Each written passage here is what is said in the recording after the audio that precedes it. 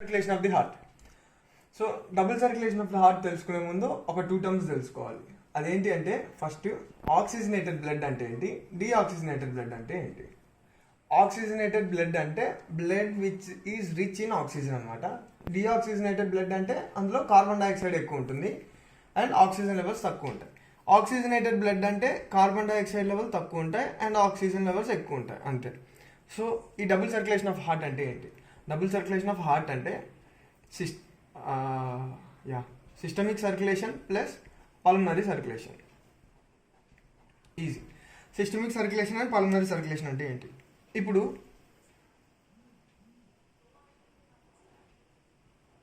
ఇది హార్ట్, ఇది right ventricle and this is left ventricle. So నేను చెప్పాను ఆల్రెడీ, రైట్ వెంట్రికల్ నుంచి మనకి పల్మనరీ ట్రంక్ అరేంజ్ అవుతుంది అనమాట.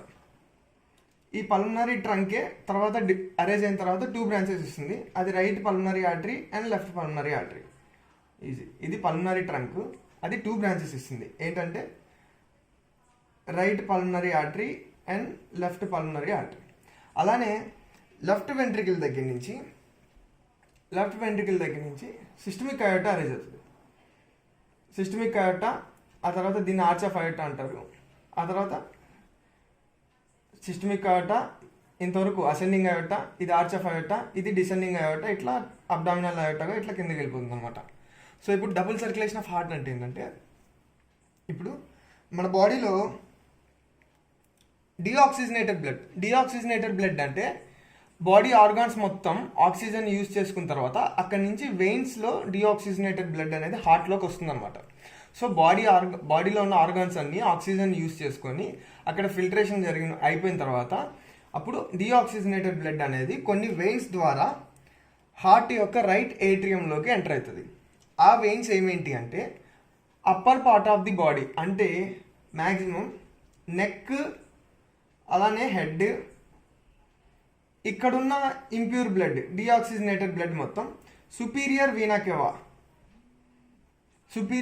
క్యావా ద్వారా రైట్ ఏట్రియంలోకి ఎంటర్ అవుతాయి. సుపీరియర్ వీనా క్యావా ద్వారా. అలానే lower part of the body, abdomen కానీ లోవర్ లిమ్స్ కానీ, ఇక్కడ లోవర్ పార్ట్ ఆఫ్ ది బాడీలో ఉన్న డీఆక్సిజనేటెడ్ బ్లడ్ మొత్తం inferior vena cava, IVC, inferior vena cava ద్వారా రైట్ ఏట్రియంలోకి ఎంటర్ అవుతాయి. సో ఏదైతే డీఆక్సిజనేటెడ్ బ్లడ్ మొత్తం బాడీలో ఉన్న డీఆక్సిజనేటెడ్ బ్లడ్ అంతా 2 మేజర్ వెయిన్స్ ద్వారా రైట్ ఏట్రియంలోకి ఎంటర్ అవుతున్నాయి. అవేంటి అంటే అప్పర్ పార్ట్లో ఉన్న డీఆక్సిజనేటెడ్ బ్లడ్ అంతా సుపీరియర్ వీనా క్యావా ద్వారా, లోవర్ పార్ట్లో ఉన్న డీఆక్సిజనేటెడ్ బ్లడ్ మొత్తం ఇన్ఫీరియర్ వీనా క్యావా ద్వారా రైట్ ఏట్రియంలోకి ఎంటర్ అవుతున్నాయి. గుడ్. ఇప్పుడు రైట్ ఏట్రియం ఎప్పుడైతే సిస్టోల్ జరుగుతుందో, అంటే కాంట్రాక్ట్ అవుతుందో, ఆ ఇంప్యూర్ బ్లడ్ అనేది ఇప్పుడు రైట్ ఏట్రియంకి రైట్ వెంట్రికల్కి మధ్యలో ఉన్న వాల్వ్ ఏంటి, 3-2 ట్రైకస్పిడ్ వాల్వ్ ఉంటుంది రైట్ ఏట్రియంకి రైట్ వెంట్రికల్కి.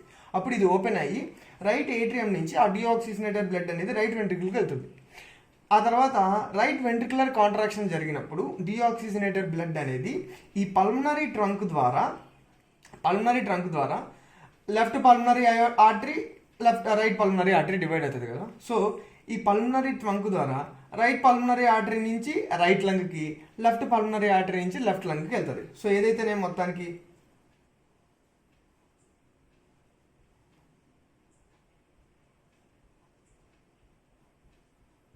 సో లంగ్స్లోకి వెళ్ళాయి.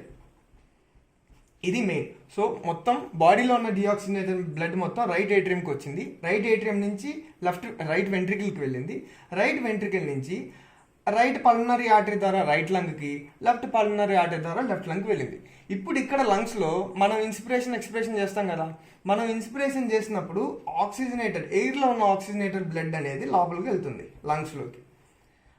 ఎక్స్పిరేషన్ చేసినప్పుడు బాడీలో ఉన్న కార్బన్ డైఆక్సైడ్ అనేది సరౌండింగ్స్లోకి వెళ్ళిపోతుంది. ఇట్లా బ్లడ్లో లంగ్స్లో మనకి పెర్ఫ్యూజన్ ద్వారా ఇవన్నీ కొన్ని మెకానిజమ్స్ ఉంటాయి. వీటి ద్వారా మొత్తానికి లంగ్స్లో ఈ డీఆక్సిజనేటెడ్ బ్లడ్ అనేది ఆక్సిజనేషన్ జరుగుతుంది. గుడ్. సో ఇప్పుడు ఆక్సిజనేటెడ్ అయింది అంటే లంగ్స్లో బ్లడ్ అనేది ఆక్సిజనేషన్ జరిగింది. ఇప్పుడు లంగ్స్ నుంచి మళ్ళీ హార్ట్కి ఎవరు తీసుకొస్తారు అంటే లంగ్స్ నుంచి రైట్ పల్మనరీ వెయిన్, లెఫ్ట్ నుంచి లెఫ్ట్ పల్మనరీ వెయిన్స్ అరేంజ్ అవుతాయి. Pulmonary veins right left. Easy. So ఇప్పుడు రైట్ నుంచి రైట్ పల్మనరీ వెయిన్, లెఫ్ట్ నుంచి లెఫ్ట్ పల్మనరీ వెయిన్స్ అరేంజ్ అయినాయి కదా. ఈ పల్మనరీ వెయిన్స్ ఏం చేస్తాయి అంటే డైరెక్ట్గా ఇప్పుడు ఈ పల్మనరీ వెయిన్స్లో ఉండేవి ఆక్సిజనేటెడ్ బ్లడ్. ఈ పల్మనరీ వెయిన్స్ అనేవి ఎక్కడ డ్రైన్ చేస్తాయి? లెఫ్ట్ ఏట్రియంలోకి బ్లడ్ని డ్రైన్ చేస్తాయి. ఈజీ.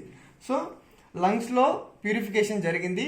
ఆ లంగ్స్లో ప్యూరిఫై అయిన ఆక్సిజనేటెడ్ బ్లడ్ని పల్మనరీ వెయిన్స్ ద్వారా లెఫ్ట్ ఏట్రియంలో డ్రైన్ అవుతాయి. ఇప్పుడు లెఫ్ట్ ఏట్రియంలోకి ఆక్సిజనేటెడ్ బ్లడ్ వచ్చేసింది.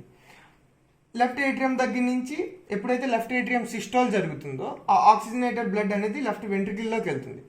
ఈ లెఫ్ట్ వెంట్రికిల్ మళ్ళీ సిస్టోల్ జరిగినప్పుడు ఈ ఆక్సిజనేటెడ్ బ్లడ్ అనేది ఈ అయోటా ద్వారా, ascending iota, arch of iota and systemic iota ద్వారా మొత్తానికి బాడీ పార్ట్స్లోకి వెళ్తుంది అనమాట. సో ఈ డిఆక్సిజనేటెడ్ బ్లడ్ అనేది లంగ్స్లో చాలా ఈజీ అసలు స్టెప్. డిఆక్సిజనేటెడ్ బ్లడ్ అనేది లంగ్స్లో ప్యూరిఫై అవుతుంది. ప్యూరిఫై అవడం అంటే ఆక్సిజనేటెడ్ అవడం. అలానే లంగ్స్లో ఉన్న ఆక్సిజనేటెడ్ బ్లడ్ అనేది పల్మనరీ వెయిన్స్ ద్వారా హార్ట్కి వెళ్తుంది. హార్ట్కి వెళ్ళి అక్కడి నుంచి అయోటా ద్వారా బాడీ పార్ట్స్కి వెళ్తుంది. ఏదైతే డిఆక్సినేటెడ్ బ్లడ్ లంగ్స్లోకి వెళ్ళడం అనేది ఉంటుందో దాన్ని పల్మనరీ సర్క్యులేషన్ అంటాం. అలానే ఈ ఆక్సిజనేటెడ్ బ్లడ్ అనేది హార్ట్ నుంచి బాడీ పార్ట్స్కి వెళ్తుందో దాన్ని సిస్టమిక్ సర్క్యులేషన్ అంటాం. సో ఈ pulmonary circulation plus systemic circulation రెండు కలిపితే ఇది double circulation of the heart.